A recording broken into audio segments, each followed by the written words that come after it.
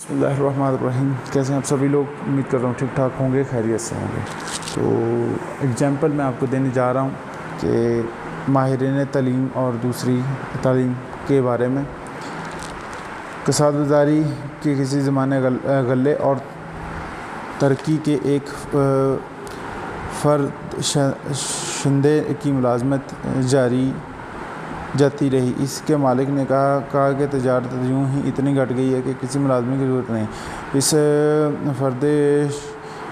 اس شخص نے کسی زمانے میں کچھ اکاؤنٹس کی تعلیم حاصل کی تھی. اس نے اکاؤنٹسی کی ایک کورس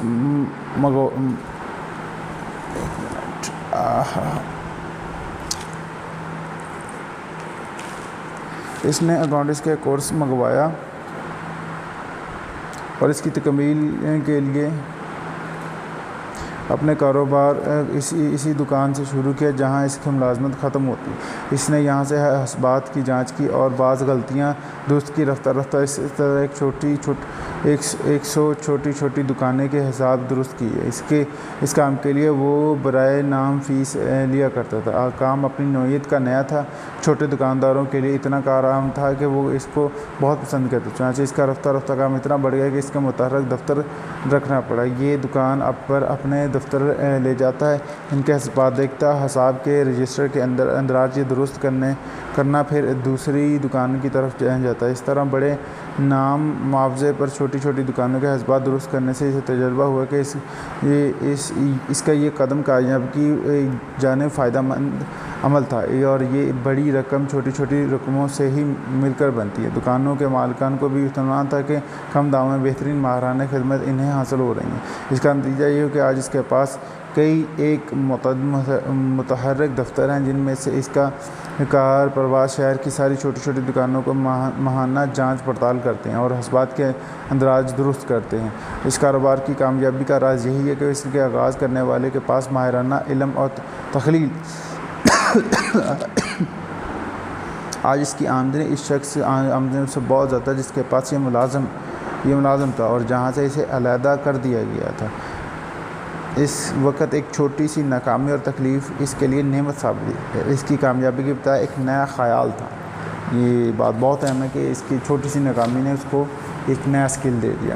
جس طرح مصنف نے صدر کاروباری شخص کا یہ جدت خیال دیا جس پر عمل کرنے سے وہ ایک کامیاب شخص بن سکا. مصنف اس جگہ آپ کو یہ بھی خیال دیتا ہے کہ جس کے روح عمل لانے جانے سے ترقی اور اضافی آمدنی میں وسعت امکانات ہیں. اس کے ذریعے آپ کبھی ہزاروں ایسے شخص کی مدد کر سکتے ہیں جن کو مدد کی ضرورت ہے. یہ خیال مصنف کو اس شخص کی گفتگو سے ہوا جس نے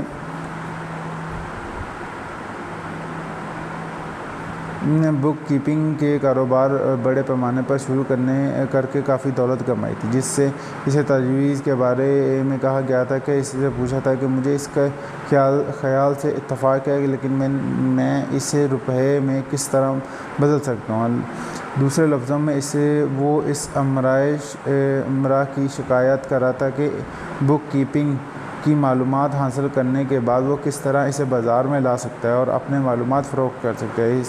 اس سوال سے ایک اور مسئلہ اٹھ کھڑا ہوا جس کا تسوینہ ہونا ضروری ہو گیا تھا. چنانچہ اسی لیے ایک چھوٹی سی کتاب تیار کی گئی جس میں جدید طریقے ترتیب حساب کے فوائد اور خوبیوں پر روشنی ڈالی گئی. یہ کتاب مختلف تاجروں کو دکھائی گئی. چنانچہ اس کے خاموش پیبر نے اپنا کام کیا اور ایسے شخص کو جس نے اس کا کام آغاز کیا اتنا کام ملا کہ وہ اکیلا ہی اس کی تکمیل نہ کر سکتا تھا.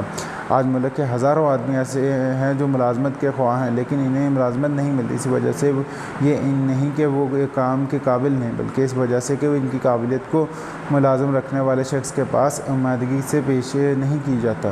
ہماری نوکریاں دلانے والے دفتر سوائے اس کے کہ ایسے بے روزگار کی فصارت تیار کریں جو خواہاں ملازمت ہیں اور نوائے وقتاً فوقتاً یہ فصارتیں ضرورت مند شخص کے پاس بھیجے دینے کے لیے کچھ نہیں کرتے. وہ یہ نہیں بتلاتے کہ کوئی کسی خاص شخص میں کیا خاصیت قابلیت ہے، اس میں کیا صلاحیتیں اور کس کام کے لیے مفید ہو سکتا ہے.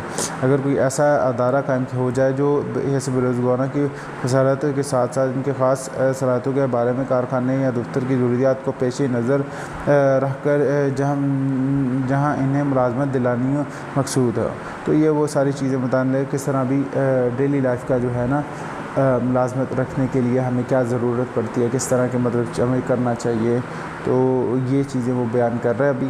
تو میرے خیال میں سے یہ تو عام چیزیں ہیں، جیسے کہ ہمیں کسی کو جاب نہیں ملتا، ہم سوچتے ہیں کہ بھائی کس طرح کا ہونا چاہیے، ٹھیک ہے، کام کس طرح ہونا، کس طرح ہمیں پریزنٹیشن دینی چاہیے، تو یہ ساری چیزیں اس بارے میں تو مزید آگے پڑھتے ہیں اگلی ویڈیو میں، تو پھر آپ کو اس کا جواب بھی ملتا ہے کہ کیوں ضروری ہے۔